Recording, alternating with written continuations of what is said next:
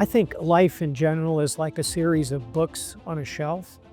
We all have different chapters and stories and moments. The big book of my life will always be being a sailor in the U.S. Navy.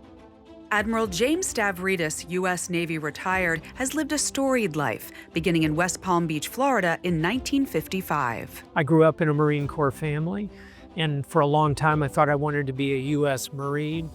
I went to the Naval Academy, and coming out of Annapolis, ultimately I decided to become a surface warfare officer because I love the sea. Over the course of his 37-year naval career, Stavridis rose to the rank of 4-star admiral, won the Battenberg Cup in 1994 along with the crew of the USS Barry, and also served as the 16th Supreme Allied Commander at NATO. There's never been an admiral in that job. It's traditionally been, a land officer. The president picked someone who he knew could do the job. You got to be able to charm the birds down from the trees. And that's what Dim Stavridis can do. Admiral Stavridis and the Navy are kind of inseparable concepts. He is the consummate Navy leader. He embodies Navy values. The Navy taught me to always step up and take care of your sailors. And the Navy taught me to look up to my leaders, but always make sure that I did the right thing, no matter what the direction was. That leadership experience led to post-military roles, including chairman of the board of the Rockefeller Foundation and partner and vice chair of the Carlyle Group. Leadership is also a theme woven throughout the 15 books he's written. Ernest Hemingway said, "Write about what you know. Write the one true sentence you know." For me, a lifetime of leading others from the moment I graduated from Annapolis was central. Leadership is simple. It is convincing others of the justness of your mission. And that is not always easy.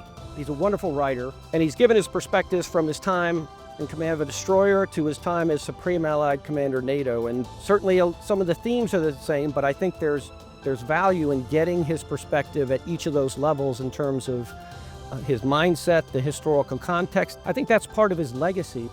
Admiral Stavridis continues to add to his legacy as a senior military analyst for CNN. I think his voice on television is critically important. Admiral Stavridis is this incredible communicator. He just gives you a straight, balanced, clear, articulate assessment of the situation. To be on CNN and to talk about missile strikes, to talk about Iranian foreign policy, to talk about China's next move in the South China Sea, it's an honor and a privilege to explore all that.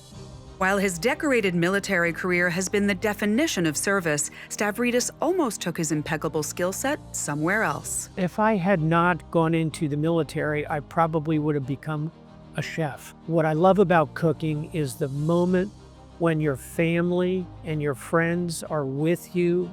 I love that sense of camaraderie, and it's like being on a ship again. On USS Barry, I remember a particular pizza night that he was doing the cooking, and it was pretty spectacular. From the helm of the USS Barry to best-selling author and so many moments in between, through all of his chapters, the Admiral has lived an exemplary life defined by leadership, family, and loyalty. In the Navy, we call it being a shipmate. A shipmate is someone who you trust with your very life, and he trusts you with his life. And that's who Jim Stavridis is, a shipmate.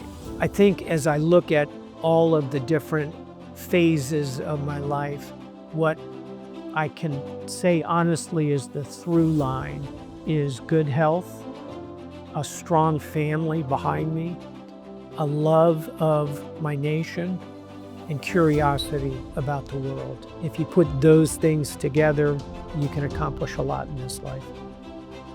The U.S. Navy Memorial presents the 2025 Lone Sailor Award to Admiral James Stavridis.